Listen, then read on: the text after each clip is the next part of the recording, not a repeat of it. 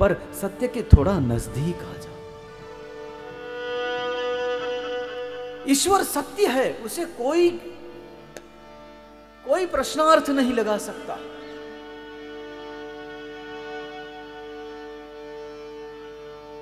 शिव जी ने रामचरितमानस में कहा, हरि व्यापक सर्वत्र समाना प्रेम। सत्य व्यापक है,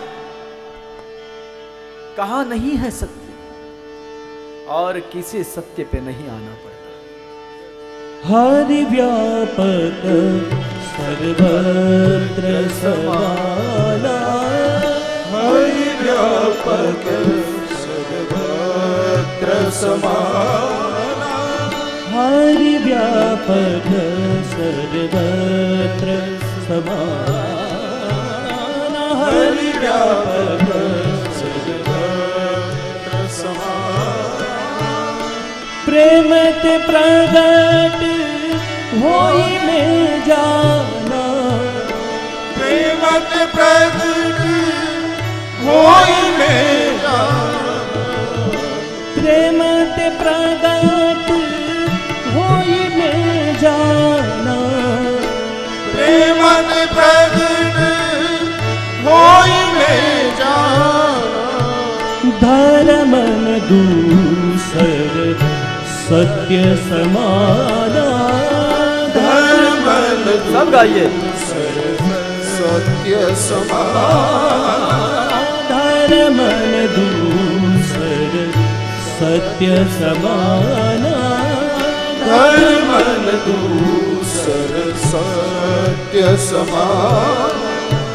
आगम निगम पुराण बखाना, आगम निगम पुराण बखाना, आगम निगम पुराण बखाना, आगम निगम पुराण बखाना। धर्मन दूसर सत्य समाना, धर्मन दूसर सत्य समाना, धर्मन दूसर सत्य समाना, धर्मन दूसर सत्य समाना। हरि व्यापक सर्वत्र समाना। सत्य व्यापक है, उसका कोई पर्याय नहीं। तो हमारे ठाकुर सत्य स्वरूप है। दूसरा कहा चीत स्वरूप। भूल मत जाइएगा, लड़की देख रही है अब तक, इसीलिए स्वरूप की चर्चा हो रही है। दूसरा कहा चित स्वरूप। चित माने हमारा मन, इसलिए एक नाम में भगवान को चित चोर कहा गया। हमारे चित्त की चोरी करते हैं। चित गयो चुरा के मीठी बैन बजा के, हम गाते हैं ना, हो हमारा चित्त उनके पास चला जाता है। देखिए ये जब कथाएं होती है तो पहले दिन से शुरू हुई और 8 दिन में कथा, कितने उत्साह में होते हैं हम लोग। कथा होनी है, कथा होनी है, पहले से लगे रहते हैं तैयारियां में। एक दिन आ भी जाता है, कथा भी शुरू हो जाती है, और 8वां दिन भी आता है, कथा को विराम भी मिलता है, सब मेहमान लोग भी चले जाते हैं, और फिर हम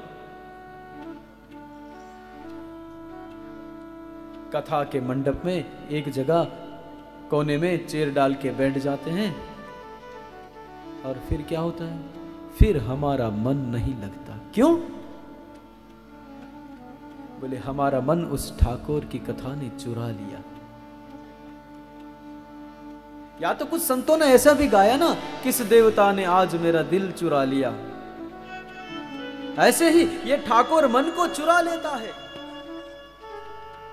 केवल एक बेन बजाने से अगर पूरे ब्रज को वो लीन कर सकता है, तो हम तो अबूझ है। वो तो गोपियां थी। कैसी गोपियां? जिसके लिए कबीर जी को कहना पड़ा किसी से कि कबीर कबीर क्या करे जा जमुना के तीर, कबीर कबीर क्या करे, अरे जा तू जमुना के तीर। एक गोपिन के आंसू में बह गए लाख कबीर। ऐसी गोपियां थी, जब उनके मन को चुरा सकता है तो हम तो कहां। तो हमारे मन को, हमारे चित्त को चुराते हैं, इसलिए कहा चित्त चोर। और तीसरा नाम दिया, तीसरा स्वरूप बताया, आनंद स्वरूप। हमारे ठाकुर हमेशा आनंद में रहते हैं। किसी ने देखा ठाकुर की तस्वीर को रोते हुए? अगर किसी ने देख ली तो हमें बता दो। देखो वो वाली नहीं, हाँ वो हाथ में माखन है, एक आंख में पानी है और यशोदा मैया लाठी लेके खड़ी, वो वाली नहीं। वो तो मैया के सामने झूठ मूठ रो रहे थे। आंसू की भी अपनी तासीर होती है दोस्त,